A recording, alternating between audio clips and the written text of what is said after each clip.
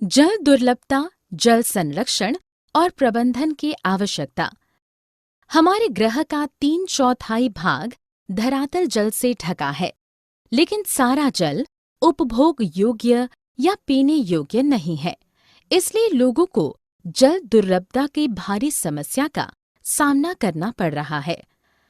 पानी नवीकरण योग्य संसाधनों में से एक है, जिसे हम प्रकृति से मुफ्त में पाते हैं। लेकिन यह आश्चर्य की बात है कि विश्व में जल के कुल आयतन का 96.5% पीने हेतु उपयोग के लिए उपलब्ध नहीं है और महासागरों में उपलब्ध है। शेष केवल 2.5% ही अलवणीय जल है, जिसका पीने और अन्य दैनिक गतिविधियों के लिए उपयोग किया जा सकता है। जल दुर्लभता का अर्थ है पानी की कमी। यह साधारणतया उन क्षेत्रों को इंगित करता है जहां कम वर्षा, असंतोषजनक जल संग्रहण और सूखे की समस्या है, जैसे कि राजस्थान। इस समस्या का मुख्य कारण अतिशोषण, अत्यधिक प्रयोग और विभिन्न सामाजिक समूहों के बीच जल का असमान वितरण है।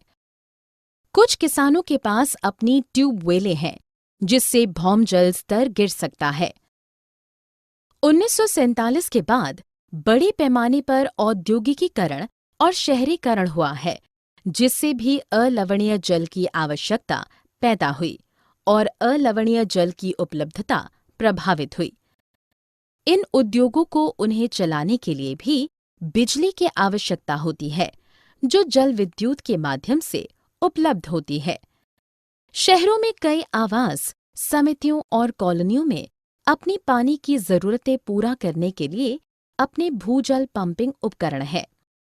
घरेलू और औद्योगिक अपशिष्ट, रसायन और कीटनाशक आदि जैसे जल प्रदूषक अलवणीय जल को मानव उपयोग के लिए खतरनाक बना देते हैं।